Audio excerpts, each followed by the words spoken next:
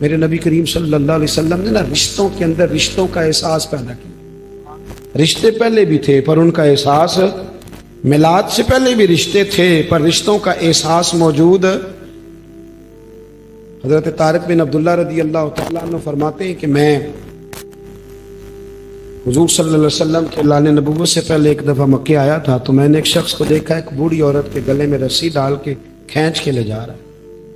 میں نے اس سے پوچھا کہ کیوں اس بوڑھی کو تکلیف دے رہے ہو؟ تو کہنے لگا تو ہٹ جا، تو کون ہوتا ہے؟ میں نے کہا یہ کون ہے بوڑھی؟ کہنے لگا میری ماں ہے، گلے میں رسی ڈال کے کھینچ۔ کہہ رہا بوڑھی ہو گئی ہے، کسی کام کی نہیں رہی، منڈی میں بیچنے جا رہا ہوں۔ میں آج جب یہ ہم بات بیان کرتے ہیں تو ہمیں حیرت ہوتی ہے کہ نہیں؟ بولیے، یہ آپ چلے جائیں، صرف 7-8 گھنٹے کی فلائٹ ہے، یورپ میں پہنچے، جا کے دیکھ لیں، بچہ 18 سال کا ہوتا ہے تو ابے کو فارغ نہیں کر دیتا وہ آج بھی، کوئی احساس رہتا ہے باقی، کوئی ایسی ٹینشن ہو، اس پر سیمینار ہوتا ہو، اور ماں باپ بچوں کو نکال دیتے، کہتے بھی تیری 18 سال عمر ہوگی اب تو نکل، جا کے اپنا کچھ سوچ۔ اس کو ہمارے ہاں حیرت سے اس لیے دیکھا جاتا ہے کہ ہم میلاد والے رسول کے ماننے والے ہیں۔ ہمارے گیا گزرا زمانہ ہے، پھر بھی ہمارے بزرگوں نے ہماری تربیت کی ہے، ہمیں رشتوں کا احساس دیا ہے۔ رسول کریم صلی اللہ علیہ وسلم نے نا، حضرت طارق بن عبداللہ کہتے وہ تو کھینچ کے لے جا رہے تھے، اور فرماتے ہیں پھر میں نے حضور کا اعلان نبوت دیکھا، پھر میں نے ماں باپ کی شانیں سنی، پھر میں نے محبوب سے وہ لفظ بھی سنے کہ ماں کے پیروں کے نیچے جنت ہے۔ کہتے ہیں پھر میں نے وہ بھی سنا کہ باپ راضی ہو جائے تو رب راضی ہو جاتا ہے۔ میں نے یہ ساری چیزیں سنی۔ الحابل الفتاوی میں حدیث ہے، نبی پاک علیہ السلام نے نا رشتوں کو احساس کی ڈوری میں باندھ، حدیث اگرچہ مسلم میں بھی ہے، اپنے اصل کے لحاظ سے، اصل ماخذ کے لحاظ سے مسلم میں بھی ہے۔ حضرت ابو ہریرہ رضی اللہ تعالیٰ عنہ فرماتے ہیں بوڑھی عورت، پرانے کپڑے، توجہ ہے میری بات پر؟ میں کبھی کبھی کہہ دیتا ہوں، میری رائے سے اختلاف بھی کیا جا سکتا ہے، میں کبھی کہہ دیتا ہوں کہ بچوں سے بھی عزت کرانے کے لیے ابا جی کا امیر ہونا ضروری ہے۔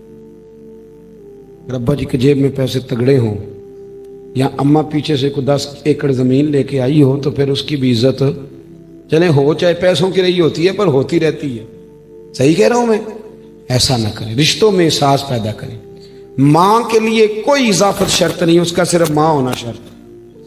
باپ کے لیے مزید کسی اور شرط کی قید کی ضرورت نہیں، فقط باپ ہونا شرط ہے، مسلمان ہونا شرط۔ بھائیو، نبی کریم صلی اللہ علیہ وسلم کے صحابی حضرت ابو ہریرہ فرماتے ہیں سادی بی بی، دوپٹہ بھی پرانا، مسجد نبوی میں قدم رکھا عورت نے، میرے رسول پاک منبر پر اٹھ کر کھڑے ہو گئے۔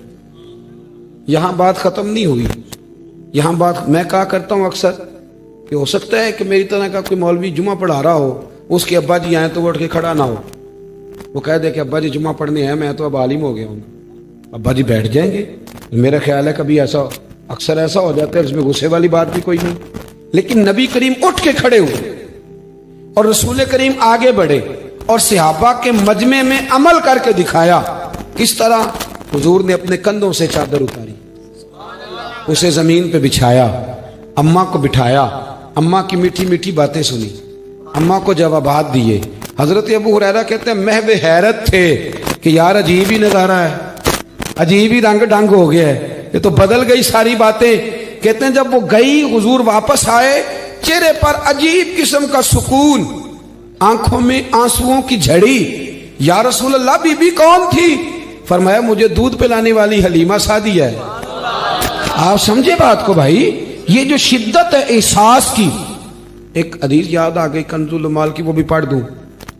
حضرت عائشہ صدیقہ رضی اللہ تعالیٰ عنہ کہتی ہیں دوپہر کو نبی کریم آرام کرتے تھے تو صحابہ ملنے نہیں آتے تھے دوپہر کے کھانے کے بعد۔ محبوب نے کھانا کھایا، لیٹ گئے، اچانک ایک بوڑھی بولی دروازے، حضور کا نام لے کے بولی۔ کہتے محبوب فٹافٹ اٹھے، حضور نے دروازہ کھولا۔ مہمان دو قسم کے ہوتے ہیں، ایک مہمان آ جائے تو بندہ دعائیں کرتا ہے یا اللہ اب یہ چلا بھی جائے، اور ایک مہمان جانے لگے تو بندہ اس کو کہتا ہے کہ یار اتنی بھی جلدی کیا ہے، ذرا ٹھہر جائیں۔ فرق ہوتا ہے نا جی۔ کچھ مثل تعویذ ہوتے ہیں، کچھ لوگ وہ جب بھی ملتے ہیں شفا ہوتی ہے۔ تو دل کرتا ہے کہ چند گھڑیاں نہ اور آئی یا رات وصال دے والی ربا رات مکن نہ دیوی. پھر بندہ لمبی رات کی دعائیں کرتا ہے. تو وہ خاتون کی آواز کانوں میں پڑی تو محبوب تیزی سے اٹھے, دروازہ کھولا, استقبال کیا, بٹھایا, کھجوریں کھلائی, سرکہ, کھانا, دودھ, خدمت کی. اور وہ بی بی باتیں کرتی تو حضور غور سے سنتے, جوابات دیتے. حضرت عائشہ کہتی ہیں مہمان پہلے بھی آتے تھے, پھر میں نے یہ انداز نرالا دیکھا. جب وہ جانے لگی تو نبی کریم نے تحفے بھی تیار کیے. فرمایا بلال ان کے ساتھ جاؤ, گھر تک پہنچا کے آؤ. میرا خیال تھا حضور اب مسجد تشریف لے جائیں گے, رات کو آئیں گے تو پوچھوں گی, لیکن حضور پھر لیٹ گئے اور کسی گہری سوچ میں. میں قدموں جا کے بیٹھی اور عرض کی یا رسول اللہ مہمان تو پہلے بھی آتے. یہ بی بی کون تھی جسے اتنا اعزاز ملا؟ کہتے ہیں حضور اٹھے تو آنکھوں میں آنسو آ گئے. فرمایا عائشہ یہ میری پہلی بیوی ختیجۃ الکبریٰ کی سہیلی تھی. یہ غریب تھی, مکے میں ان کے پاس آتی تھی, ختیجہ انہیں کھانے کھلاتی تھی, انہیں تحفے دیتی تھی. آج جب یہ دوبارہ آئی ہیں تو وہ یادیں ساری تازہ ہو گئیں, اور میں نے وہی ان کے ساتھ سلوک کیا ہے جو ختیجہ کرتی تھی.